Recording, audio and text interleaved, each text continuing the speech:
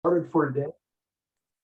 We got this recorded so we can share it with everyone else that's not able to be here for whatever reasons, work or just conflicts or whatever.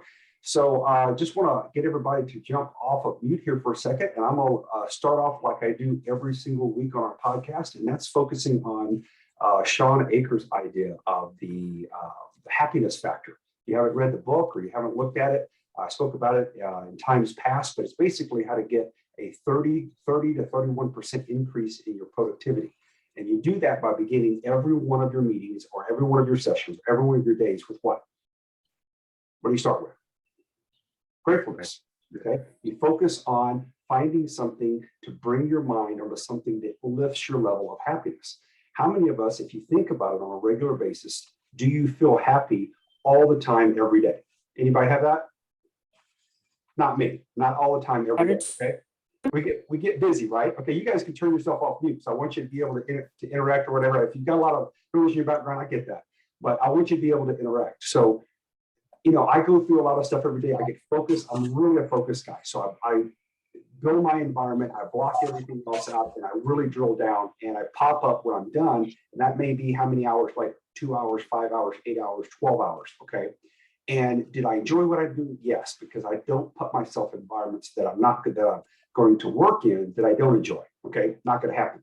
But was I, quote, happy? Okay, was I as happy as I was yesterday running up 584 feet to get to the top of Pilot Butte over here to see that incredible vista and see all the mountains? No. Okay, so in the middle of that, hey Doreen, good to see you this morning. How are you? Good to see you. Glad to have you here.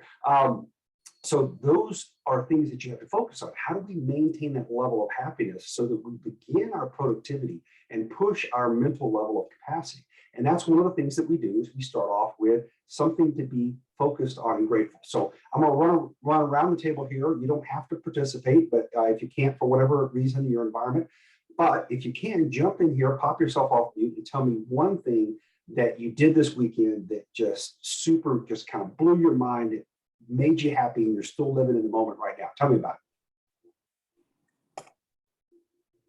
I was watching the latest James Bond movie and I was fired up. So it was a cool movie. It is a cool movie. I love Daniel Craig and I just miss him. Yeah. Awesome. Well, you gave me a good clue there. I didn't know that the new one had come out. I've been waiting for that one and Tom Cruise's Maverick for how long now? For 2 years. For 2 years. Yeah. So Daniel Craig released it. Okay, cool. So I'll have to do that. So you really enjoyed the movie, Peter. I could see when you're talking about it. Look what happened to Peter's countenance when he talked about something that he really enjoyed. Did you see what happened to his face? Did everybody see that? Okay. Peter was happy already. He already has a great face. Okay. He looks like he's 25 years old. Already. Okay. But when he talked about something that he was happy about, did you notice what happened to the countenance on his face? Everybody see that? Okay. It moved up. His eyebrows went up. His smile got bigger. Okay. And it's like all of a sudden he kind of burst with some energy. And he was talking about something he really enjoyed. And you notice what happens with the pace when you talk about something that you're happy about. What happens to it? Does it slow down because I become faster? Yeah. Yeah, it becomes faster because that's how excitement rolls out of us. Okay. So cool. Great stuff there. Peter, thanks for that. Somebody else, tell me what you're still kind of glowing in the moment of something you did over the weekend that just really, kind of did the same thing, kind of blew your head off. Go ahead, Doreen, jump in here.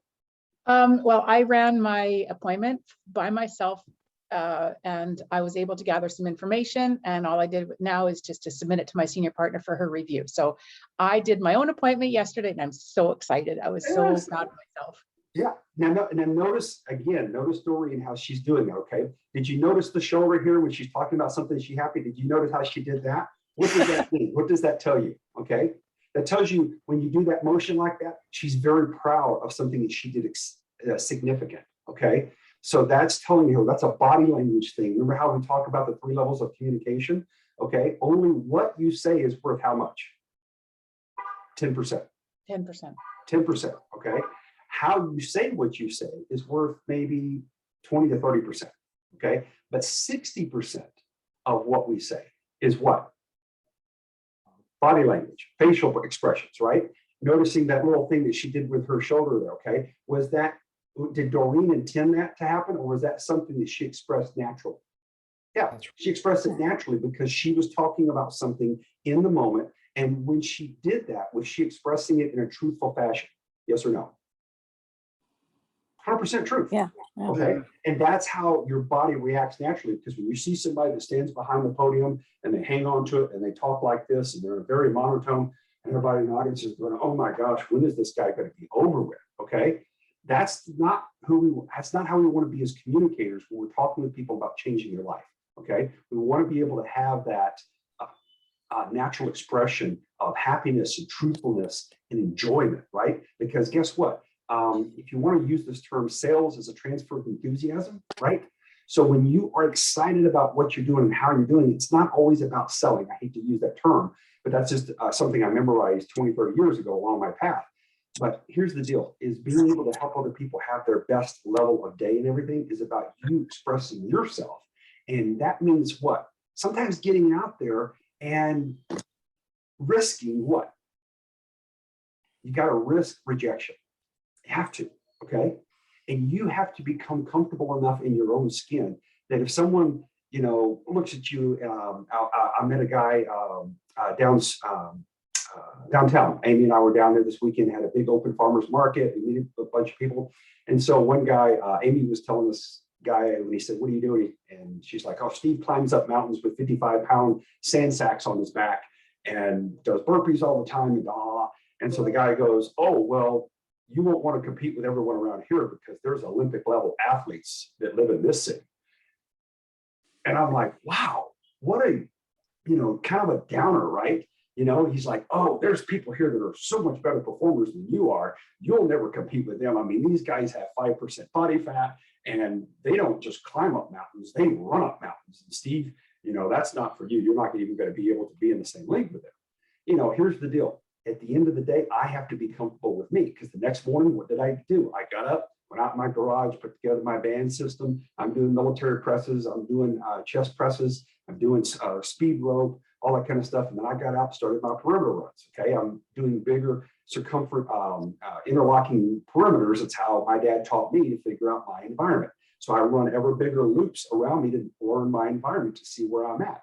And I ended up back up Pilot Butte again, 584 feet, got up there again, called my buddy. My best friend happens to live here in Bend. And he's like, I'll meet you at the top. And he runs it all the time. And he goes, I said, I'm at the base of the mountain right now. And he goes, oh, I'll beat you to the top. I don't even have my shoes on and I'll still beat you. And I'm like, BS, I'm not. So I took goat trails up the side of the mountain just to make sure that somehow Tyler didn't disappear from his garage, putting his shoes on and reappear at the top. I was not going to let him beat me. But the point is you've got to put yourself, and that's one of the things I wanted to talk about today, and talking about things that you're excited about, being expressive, risking rejection. I could have got to the top of the mountain. Tyler could have been up there already yawning, going, geez, what took you so long? Okay.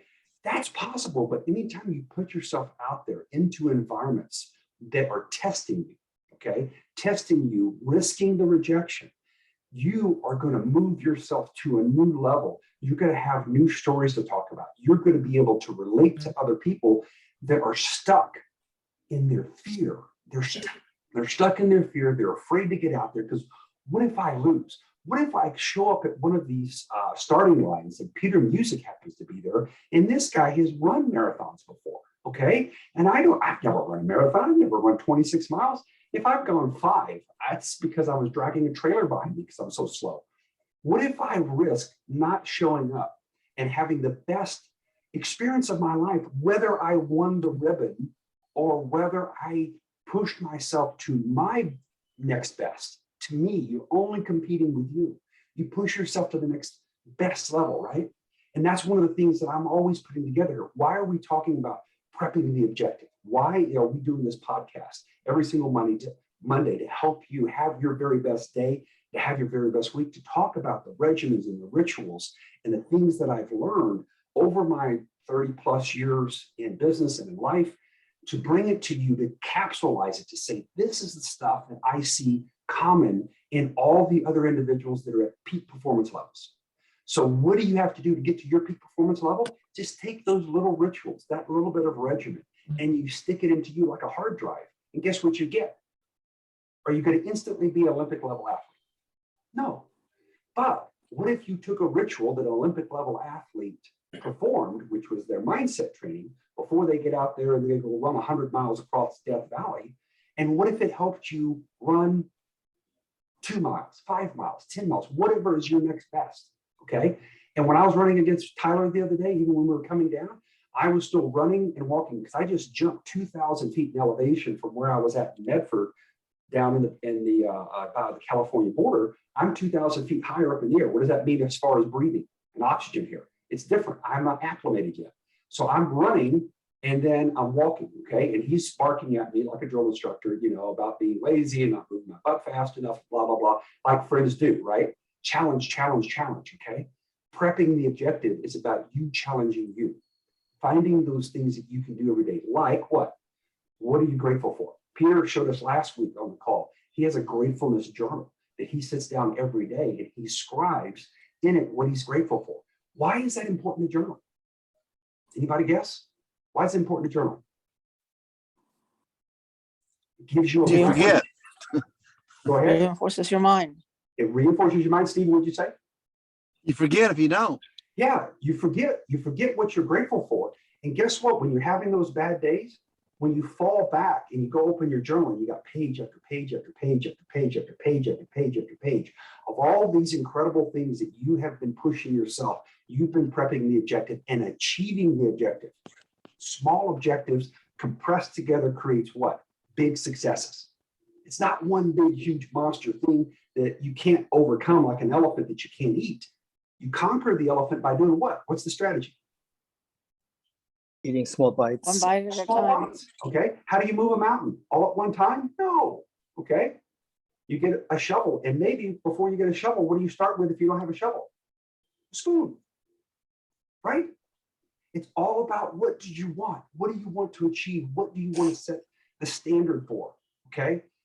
When I watch my children, I watch my son, he just left the defense contractor industry, a top secret clearance, writing code, being an offensive hacker for the US government against enemy nations. And he's now moved to the private sector to some brand new unicorn IPO. And we know when he was leaving the other company, he called me and he said, Dad, how am I going to do this? You know, I feel the fear now. I'm leaving what I'm comfortable with, where I'm good at, and what I know. And I'm talking about moving to a private sector that's entirely different. What if his dad had never pushed himself? What if his dad had never already walked the path that I talk about, senpai versus kohai? It's not that I'm better than my son. No way. I'm farther down the path. And so I was able to relate to him about what? What do you help your children with? What do? You tell them your experiences. You tell them, is it always about successes? Yes or no? No. No. Sometimes you made mistakes. And when you tell your mistakes, what are you helping them do? Detour, not to make the same ones. Does everybody get that? Okay. So when you're telling your story and you're risking rejection, what you're doing is telling people how you have messy lives, how I tried this new regimen. Okay. Tyler yesterday, he watched some movies, so he challenged me, dude, can you go vegan? I just gave up all meats, period. Fish, chicken, meat, everything, gone, out of it. He watched a movie. He gave me the science on it. He told me about it. He said, dude, are you good enough to do that? I'm like, I actually like a good steak. I like my chicken. And I eat salmon all the time. He goes, nope. Can you do it? You know, he drew a line in the sand. He challenged me. Guess what? I'm going. I'm going to do a month. I'm going to see if I can do that. I did 10 days of fasting, which that was 2 weeks ago when I finished my first 10-day fast. And guess what Tyler said when I called him and said, hey, I finished the 10-day. What do you say? Dude, I don't want to do that. I'm not doing it to do that. You got way more discipline than I do. Okay. All of it is about continually pushing ourselves. Okay. I didn't call Tyler and go, oh, you're not good enough to do that, dude. No, I didn't do that. I was saying, hey, I achieved this next level of discipline because it's healthy, because it boosted my HGH, because it did a process called autophagy, because it helps everything about your body repair, reset, and boost your level of performance. I'm doing that because if you come to me and say, Steve, I have this challenge, and it's not about fasting, it's about leaving my job, or it's about doing this new venture, or it's about doing this. And if Steve has never pushed himself outside of his comfort zone, how much is my advice going to be valuable to you? Zero, because theory is good, but theory is not real life world experiences. You're an authority figure. You signed up for this task. You signed up to make the world better. You wrote your story down. It got published. And now you have an obligation to be the pace setter, to be the leader. It doesn't mean that you're perfect. It means that you're constantly stressing yourself, the good kind of stress, not distress that adds cortisol and breaks our cell system down, but eustress. It's an ancient Greek word, eustress, eustress. Eustress is the good kind of stress, like going to the gym and working out to failure. You go to the gym, you go to run, you go climb up a mountain to do what? To have muscle fatigue. That's called muscle failure. And when you have failure, what happens the day afterwards when your body starts rebuilding the cells? What happens next 2 days later and a week later? Are you stronger or weaker? You're stronger. You're stronger, absolutely. What happens if you go up the side of the mountain and you, for whatever reason, exhaust yourself and can't make it to the top? Is that possible? Yes, it's possible, okay? And what happens if you go back down? You don't go, oh man, I'm such a loser. I can't do this. I didn't achieve it. No, you're like, I went up half. I went up 2/3. I went up 3/4 of the mountain. And for whatever reason, I couldn't make it to the top. But I made it farther than I did sitting at home on my butt, eating bonbons, watching Netflix. Yeah. Okay. What is a bonbon anyway? I've heard about that word. What is a bonbon? I don't know. Okay. I've just heard that word forever. Okay.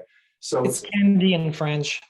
it's candy in French. Okay. There we go. Bonbon. Eating candy. Okay. So now I know what it is. So here's the deal. Every time you push yourself, even if you do not achieve what your objective was, have you gone farther than not attempting the mission altogether? Sure. Yes, absolutely. Okay. And the people, did anybody get to see that great testimonial that Michael McKean sent me yesterday, former Attorney Yes. General for the state of Washington? Yes, amazing. He looked at my book, and this is one of my mentors, okay? Just like Jim Champion and other people like that that are super successful. Most of them are retired now because they're at least 20 years older than me. So Mike McKean is about the age of my father. He's 73, 74, graduated from NYU Law School in 71, Assistant Attorney General for the state of Washington under Gordon Slade, ended up becoming a commercial real estate developer, still has hundreds of properties all over 23 states that he's still getting paid on today because of his work. Very brilliant man. He reads the book that my second book that I just put out, Paid in Full, and he goes, man, I got to write about this guy. So he sent me this testimonial, and I put it in the new version of the book. That tells you that people are watching you that you don't even know they're watching. Your kids are watching you. Your next door neighbor is watching you. The people down the street, the people that are your acquaintances and friends. Why? Because what they're wanting to do is before they decide that you're for real and that you're not just giving them theory like everybody else gives them. Theory is great and there is a place for it. I'm not knocking professors and going to university and getting a degree. No, don't get that from me, okay? I do that all the time. I'm constantly searching YouTube, soaking up everything I can, okay? As Mike McKean said, he noticed that I was a voracious reader. I'm constantly gathering philosophy, psychology, social studies, behavioral science, all those kind of things to learn what? How I can perform better so I can do what? So I can help others perform better, okay? Why? Because when I learn something, I practice it, I test it. And guess what happens when you first test something new? Peter, the first time you decided to run 26 miles, did you make it 26 miles for a marathon? The first time? You did? It Okay. was Okay. unlimited, yeah. Okay, so you pushed your limits. Peter made it all the way the first time. 26 miles for me. Wow. Okay. My point is a lot of times when you make that first attempt and you try to apply what you just learned, it doesn't work out yet because you're going to have to figure out the bugs in the system. You're going to have to figure out what works for you. And it might be a modification. Okay. So prepping the objective. That's what we're here to learn today. This is what we're focusing on. One of the key things is focus on how you begin. How you begin is you start off with gratefulness, with thankfulness. That sets the framework. And what is the result that you get from that? 31% increase in productivity. 31%. Why? I actually pulled this up this morning when I was out in the dark. Let's see if I can bring it up here real quick. Okay. If you're not using all this, if you're not using Google Notes, you're not serious yet. Okay, this is my opinion. You might have something else. Peter likes to use a journal that he writes in. I have everything on digital. So this right here is, you can see this right here. What does that say? The happiness factor, right? Okay. Now this is, of course, you can see a nice picture there. What does that picture mean to me? That was a picture that I did out in a vineyard in a winery. And what does that picture, what does that help me do? When I look at the happiness factor, this notes that I made on Sean Aker, and I look at that picture of Amy and I at this incredible vineyard out in the valley, in the Rogue Valley, what does that help me do? It connects me, right? It's the smell of the flowers. Why the flowers? Okay, look at the mountains there, okay? That I use this thing and I import these pictures because if you take a picture and you just, it's sitting in your Google Photos, so what? I incorporate it. So when I go back to look at Sean Aker, I'll pull up his notes on his book, it automatically reconnects me with a place and environment. And if you saw the video I did earlier this morning on getting to prepping your objective, what did you see about my morning ritual that I do? It was about getting on YouTube. You had a beautiful picture and a fireplace. Yeah, exactly. I make my environment, I craft my environment for optimum experience, okay? The fireplace gives an ambiance, okay? I put something on YouTube because it starts, it's a picture of, I forgot the name of the mountain, Shankur or something like that, about 8 hours north of here. So Amy and I are gonna go visit that now because I'm within driving range. It's this incredible lake on this, with this incredible backdrop of this mountain, snow-capped, with the clouds floating by. That's what sits in my living room when I'm in the morning having my cup of coffee, starting my vegan bar or my protein bar, okay, and prepping my objectives. So I'm sharing with you those details. Do you have to use that same event? No, find what works for you. But if I can share mine with you and mine's not about theory, I use this on a regular basis every day, day in, day out, month in, month out, year in, year out, creating these environments. The place that we chose here, we chose it because we wanted a fireplace, because that creates a certain level of ambiance. I chose this place to live in Bend, Oregon, and I tried to move here a year ago, and it's so competitive to move here. Everybody from California was moving here as well, about 1 million people. So I was competing with that. So I didn't achieve my first objective. I landed 4 hours south of here, moved from Texas to Southern Oregon. So did I fail? Yes or no? No, I detoured. Okay. It took me a year, Amy and I, to continue to look around Oregon to see where we wanted to go. And it turned out that the first place we really wanted to go was the place that was our best example of where we wanted to live. So it took us a year to continue to focus on our objective. We got detoured. We smelled the roses there. We went to beautiful wineries. We went to the lakes. We went to the ocean. And we found out we don't want to live on the Oregon coast. The temperature and the weather there is way too volatile for what we prefer. So we moved up into the Cascade Mountains, into high desert. And, you know, I'm sitting up here on Pilot Butte looking 360 around me. Within an hour drive of me, there are so many mountains to climb. There are so many waterfalls to go see. There are so many rivers that run right through downtown Bend.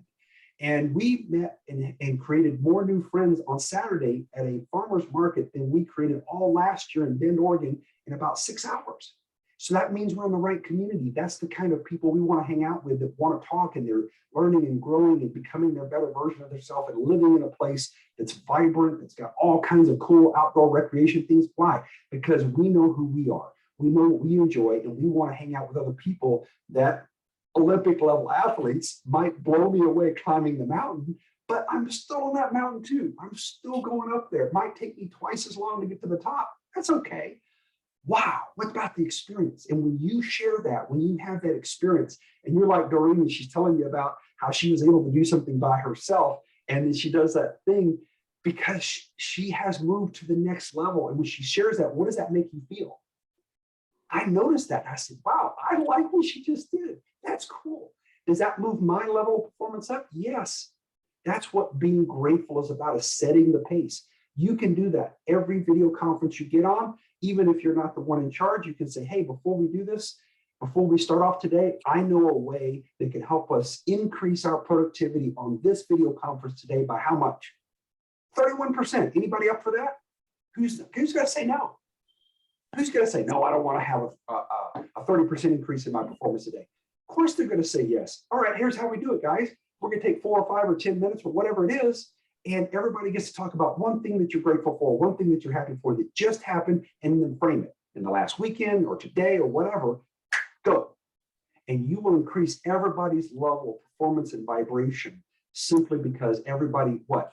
Altered their perspective. It's no longer about what just happened 5 minutes ago and my coffee didn't come out right. And, my kid spilled something all over the rug and, the dog did something wrong and I got a bad phone call, all those things. What you've done is you've refocused their what? Their perspective. Perspective is everything. You shifted it. Here's what we're grateful for. Here's what we're focused on. So what's the other thing we talked about last week? We talked about Joe Dispenza. Okay. What is the key thing that he found over thousands and thousands of conferences and training people for the last 2 decades or more on performance? It's visual motor rehearsal of going into your future masterpiece, the place that you are going towards, the person you are becoming, and taking yourself to that future position and literally living in that future moment. Who you have become, the money that you have in your account. Why? Because of the number of people that you have helped to dramatically increase the value of their life. That's what Matt talks about, is money is a measurement of the number of events or the number of challenges that you have helped other people overcome. You can use the word problems. If you're helping other people overcome their problems and their challenges, and they are compensating you for helping them get to their better version of yourself, isn't that the best type of compensation you could possibly hope for? Yes? You've helped other people create more value in their life. So that means it's okay for you to have even more value, because if you focus on everything that you do, first thoughts when I decided to write my new book is, how can I take what I've just learned that broke through everything that I knew in finance and economics and helping people achieve time and debt freedom and money freedom, all those kind of things. And I thought about you. I thought about everyone that I knew. How can I help you? How can I help all of these incredible people that I have had a chance and a blessing to get a privilege and an honor to meet and know? How can I take what I have learned and convert it from my nerdness into something that's easily digestible for everyone? That's what I did. I wrote a research book. It's a little bit of nerd. It's a lot of links, granted, but at the end of the day, what is it? It's a roadmap for you to be able to do what? To help yourself, to help other people that you care about, to make an entire difference in everything you thought that was your horizon about financial and debt freedom. All of a sudden, 4 times faster, you can achieve your goals. That, when you take that same framework and apply it to you, to your business, what is it that you do? Compress it, package it, and then when you tell your story, you're like, this is what I get up for every day. This is what I live for. I climb these mountains, what do you call it? Literally or figuratively. Why? So I can help you be your better version of yourself. So I can help you break through those glass ceilings that are holding you back from enjoying that life of living in that space, of meeting those incredible people, of risking those challenges. And when you do that, what gets to happen to you? What do you get to live? It's called heaven. That is the definition of heaven. We don't have to wait till we die to get to heaven. Heaven can be here and now. It can be you experiencing these mountain peak moments, you challenging yourself to do the things that you risk failing. And when you do break through them, and Peter goes out there to do his first marathon and he hits it the first time, okay? Wow. What did you feel like, Peter? What did you feel like when you crossed that line? Incredible, grateful, exhausted, and happy. Yeah, I've seen when I saw who's the guy that does London Real, Brian Rose. Okay, when he did an Ironman, did you see the picture of him when he crossed the line of the Ironman? What did he do? He cried. He was uncontrollably, emotionally crying. A man crying. So what? The guy just did an Ironman. Oh my gosh. Okay. And I watched him train through it. I saw the pain that he went through, and he had a trainer screaming at him all the time and motivating him and pushing him and challenging him. Okay. And when he broke that and he made it through and accomplished that feat of being an Ironman, it took everything inside of him, all of his mental, all of his strength, all of his physical, all of his training, all of the pain.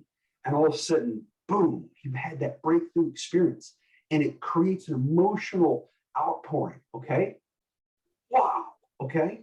I got to witness my daughter do a Olympic level Ironman, which is 2 levels down from the full Ironman, 3 levels down, I think. No, she was training for a half Ironman, so she's still 2 levels down. And before that, she did a sprint Ironman. So all of her qualifications through that, and being able to witness my daughter crossing the line in 3 hours and 35 minutes after 800 meters in the water, 25 miles in the bike, and I think it was 7 miles running. Oh, wow. Okay. You know, why? Why do we do these things? Set challenges for yourself. Push yourself. Go find time and place for yourself this week, okay? I know we're right at the end of our time, but do something that gives you more things to tell, to accent and to accentuate or to discuss your story, what you wrote about. And what you're writing about is an experience that happened in your life in the past. But talk about how the past that you wrote your story about, that gave you the impetus, that gave you the spark, gave you the drive and the intention of moving forward into the now, okay? And what are you doing today with what you learned back then, okay? And then what are you going towards in the future? That's what you talk about today. That's how you motivate and inspire other people, okay? What mountaintop experience are you looking towards? I look out at those mountains and I see Mount Bachelor and I see the Three Sisters and I see another called Broken Top. And guess what? I got to go climb those, okay? And you're going to be there with me because I'm going to record them all. We're going to do a live from up there. I don't know if it's got mobile signal or whatever, but if not, I'm going to record. Why? Because I want you to share it with me. Because what? I don't want you to live vicariously through me. I want you to be you. And I want my event to go, wow, Steve just did that mountain. Well, I'm going to go do this because this is the thing that is my mountain to me. Do you, okay? You become your better version. And when you become your better version, then you share that with everyone else and you motivate those people that are listening to you, to your story. They don't care about my story. They don't care about Matt's stories. They don't care about Mike McKean's story. They care about your story because you're the person that's real to them. Go be your better version. Push yourself. Risk the rejection. Risk the failure. And keep going anyway, and then talk about it. Okay? Good? Everybody good? Mhm. Awesome. Love you guys. I'm glad you were here with me. I'm going to share it later. Peter, love the smile. Absolutely. Francois. Awesome. Linda, great to see you.